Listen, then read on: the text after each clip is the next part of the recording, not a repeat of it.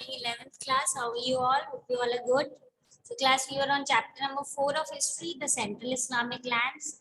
हमने पढ़ लिया था about the important leaders, हमें कैसे इस time period के बारे में पता चलता है. We also talked about the 4 caliphs, and in our previous class we even talked about the Umayyads and the Abbasid Caliphate, then the breakup of Caliphate, और उसके बाद कैसे क्या-क्या changes आए थे. Okay, so this is what we have already done in our previous classes. Today we need to start with our topic, that is crusades. Okay, so let us now start and proceed with the chapter.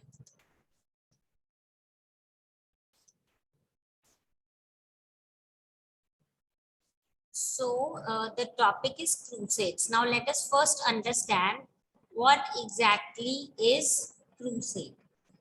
So हम देखेंगे actually में this is a kind of, you can say, fight basically related to somewhere defending your own religion. तो यहाँ पे हम जो पढ़ेंगे actually में पोप ने order किया था एक ceremony के through granting process to those who had sworn to fight. Okay, and here we come across this term, that is crusades, and as we will study that this is basically regarding the fight that we'll witness, and हम 3 crusades के बारे में पढ़ेंगे in our class, and these are basically, we'll see that जो Christians are, they planned and fought wars against the Muslim cities on the coastal plains of the eastern Mediterranean area, and these wars were later called as the crusades, as told to us by the book. Now let us have a background behind these crusades. Medieval Islamic societies में क्या था, जो भी Christians होते हैं उनको बोला जाता था या regard किया जाता था as the people of the book, मतलब अल किताब, जिसका मतलब है कि जिनका अपना own scripture है. Basically they were talking about the New Testament, या जिसको इंजिल बोलते हैं. तो अगर क्रिश्चियंस जो है, they are the people of the book अल किताब, बिकॉज उनके पास अपना स्क्रिप्चर है, that is the New Testament, जिसको इंजिल बोला जाता है. क्रिश्चियंस जो है उनको सेफ कंडक्ट अलाउड था basically while venturing into the Muslim states, especially as merchants या pilgrims या ambassadors या travelers.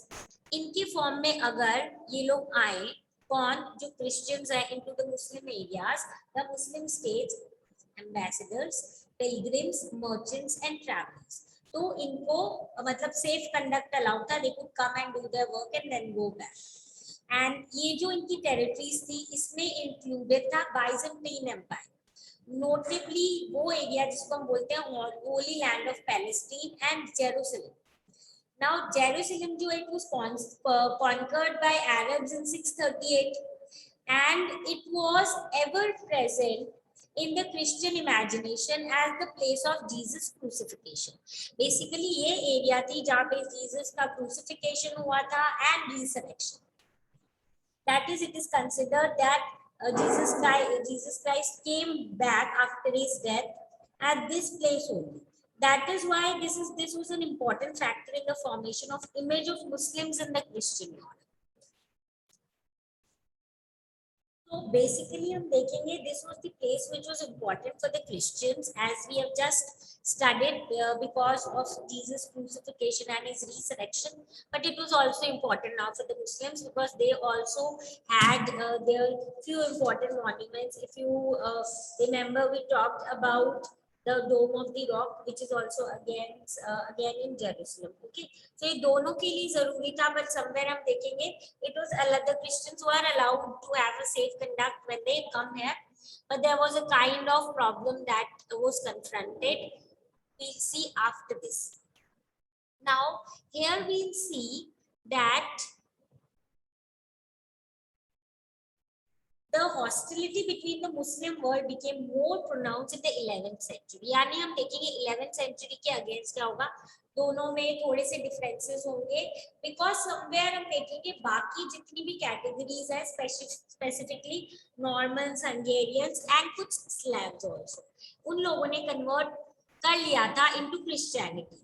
So the only enemy for the Christians were the Muslims, okay, as is stated in the book. Now there was also a change in the social and the economic organization. Social और economic organization में भी western Europe में 11th century में कुछ changes आए थे, जिसके कारण जो क्रिश्चियन पीपल थे and the people following Islam had developed certain differences, ठीक है.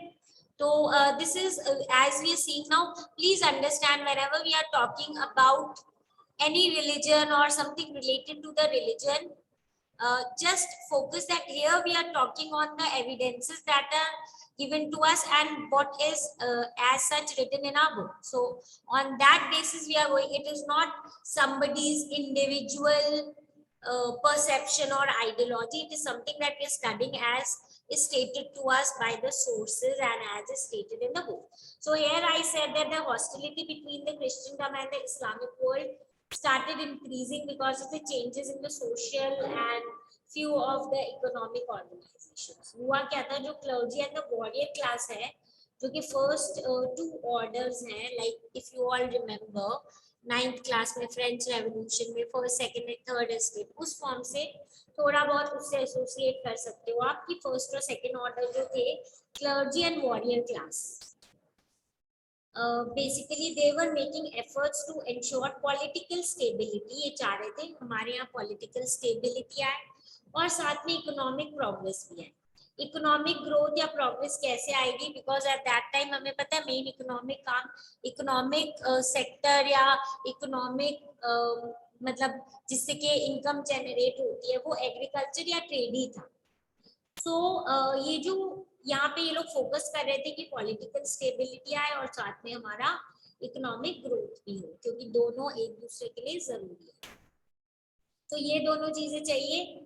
अब हम देखते हैं कि ये जो the possibility of military confrontation between the competing feudal principalities and a return of economic organization based on plunder were contained by the peace of God. यानी ये बोल रहे हैं कि जो ये हम देखेंगे मिलिट्री कन्फ्रंटेशन हो रही थी, आपस में लड़ाई जैसी हो रही थी, क्योंकि जो फ्यूडल प्रिंसिपैलिटीज थी, फ्यूडल एरियाज थी, एक एक जो फ्यूडल लॉर्ड है उसके अंदर वो लोग, उनको आपस में कंपटीशन करना था to have control over more of the land and then a return to economic organization that was based on plunder.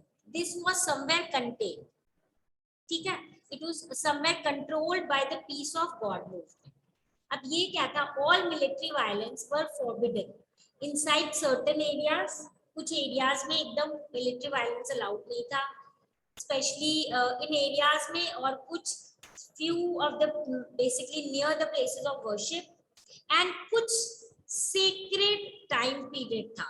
अगर क्रिश्चियन कैलेंडर के हिसाब से देखें तो there are certain you can say few of time period that is included in the calendar where it is strictly said that you should not be involved in any of the violent activities, ठीक है, and against obviously certain vulnerable social groups. कुछ social group जैसे कि churchmen and common people के against नहीं होनी चाहिए ऐसी कोई भी activity. Now the peace of God deflected the aggressive tendency of feudal society away from the Christian world and towards the enemies of the God. That means जो peace of God है, अब हम देखेंगे उस जो पहले जिस तरीके का हमने देखा कंटेन किया था, it got deflected to the aggressive tendencies. So here we see now peace of God जो है, it deflected the aggressive tendency of feudal society away from Christian world towards the enemies of the God. तो अब इसने क्या किया, जो ये feudal society जो आपस में लड़ रही थी, इसको चेंज करके नया हम देखेंगे towards the, they are talking about the enemies of the God. और ऐसा वहां पे पूरा माहौल हो गया था, ऐसा क्लाइमेट हो गया था, as if you are fighting against the non-believers, then not only it is permitted, not only they are giving you permission to do so, but अगर आप ऐसा करोगे तो it was appreciated, it was considered commendable. अब क्या हुआ हम देखेंगे यहाँ पे, the death in 1092 of Malik Shah.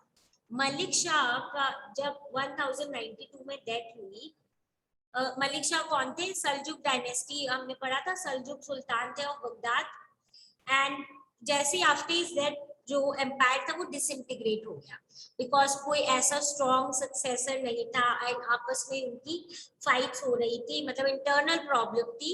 तो after the death of Malik Shah, जो सल्जुक सुल्तान बगदाद थे, डिसइंटीग्रेशन हो गया एम्पायर, जिसके कारण जो बाइजेंटीन एम्परर है एलेक्सियस I, इनको चांस मिला कि अभी मैं एशिया माइनर और नॉर्दर्न सीरिया पे कंट्रोल कर लेता हूँ। एंड देन इसी टाइम पीरियड में हम देखेंगे कि जो पोप अर्बन II है, उन्होंने क्या किया, उनको भी लगा कि एक अपॉर्चुनिटी है कि हम क्रिश्चियनिटी को रिवाइव कर सके, स्पिरिट ऑफ क्रिश्चियनिटी। 1095 में ये जो पोप है, इन्होंने बाइजेंटाइन एम्परर को ज्वाइन किया in calling basically the war for the name of God to liberate the holy land, कि हमारा जो होली लैंड है उसको लिबरेट करो दूसरे लोगों से। Okay, so this was the kind of you can say coming of Pope again, Pope Urban II, and telling this Byzantine Empire that yes, you do a war, and it should be basically, he said that in calling for a war in the name of God to liberate the Holy Land.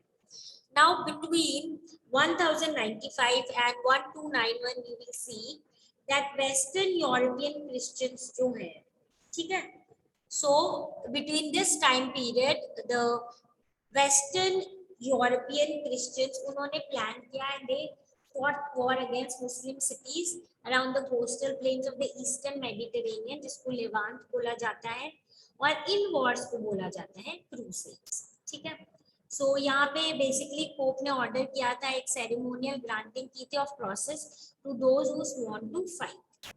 In the first crusade, 3 crusades हुए थे। First crusade जो है उसमें हम देखेंगे कि जो soldiers हैं from France and Italy, they captured Antioch in Syria and Jerusalem को भी अपने अंदर कर लिया था।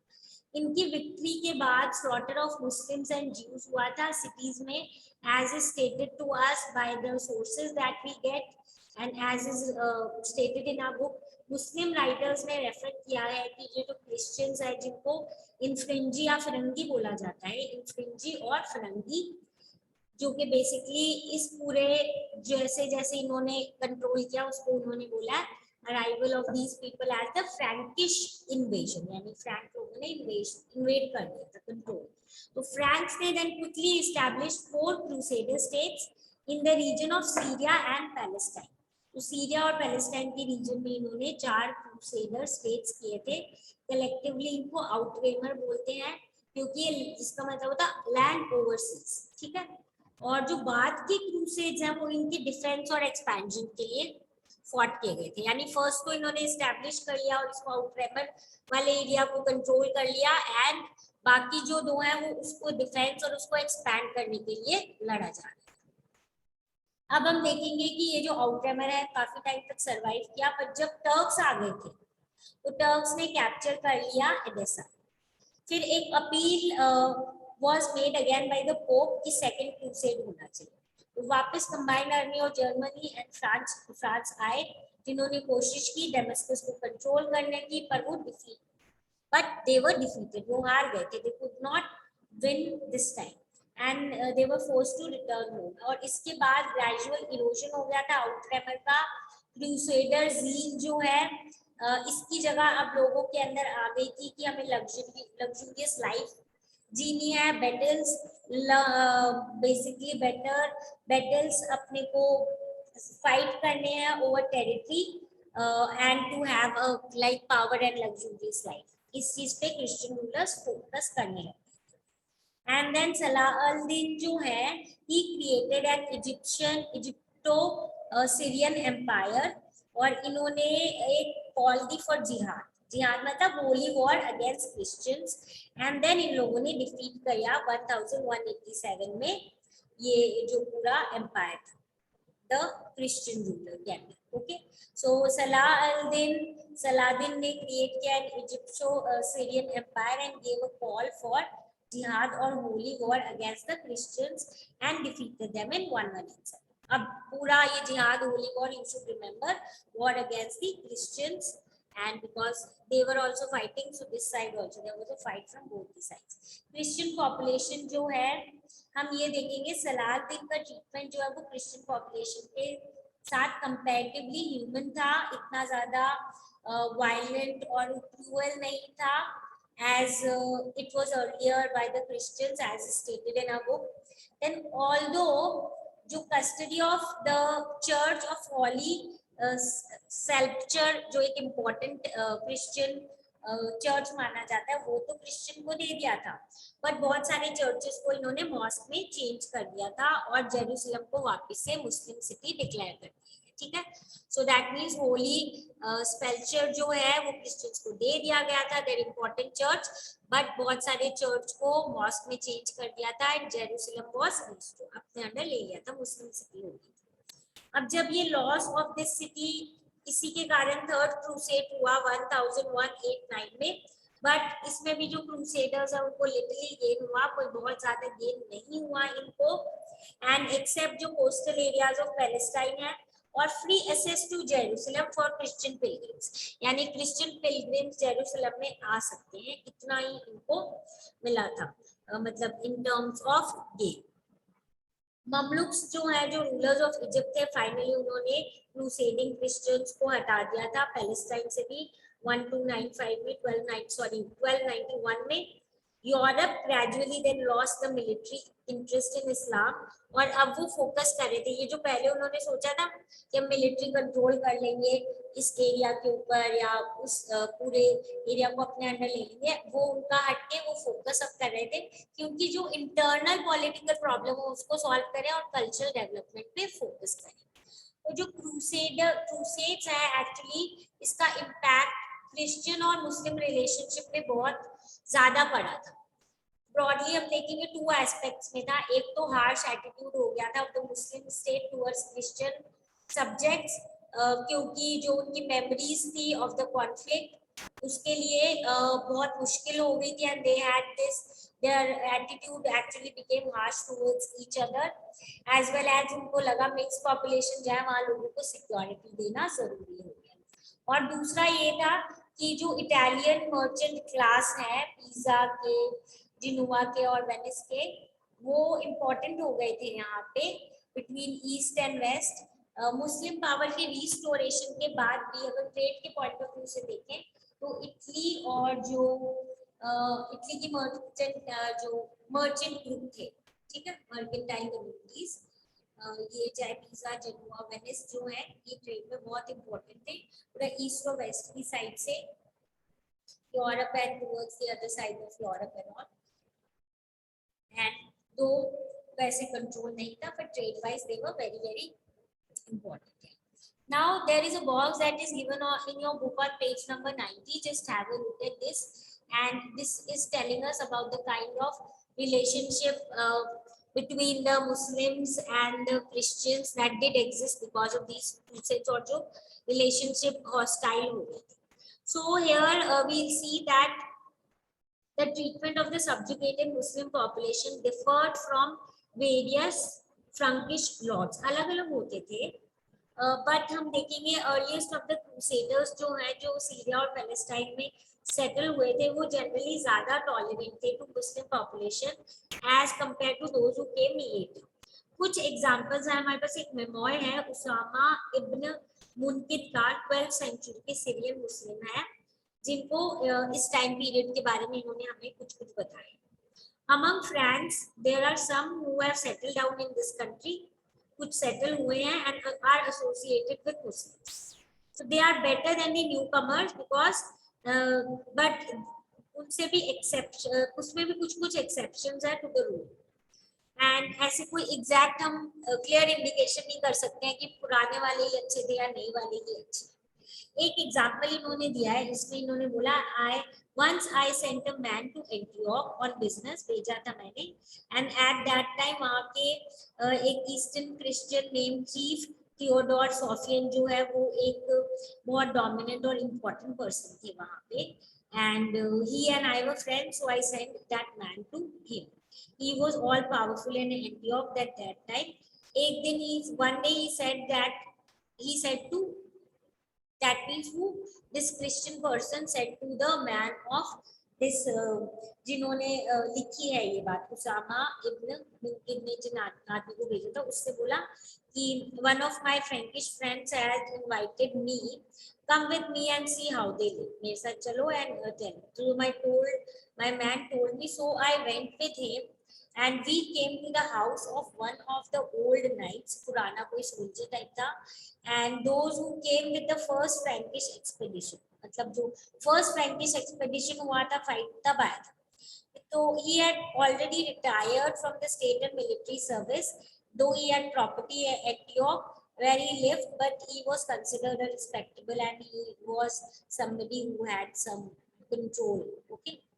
So he produced a fine table with both food, both tasty and cleanly served. He saw that I was reluctant to eat inside.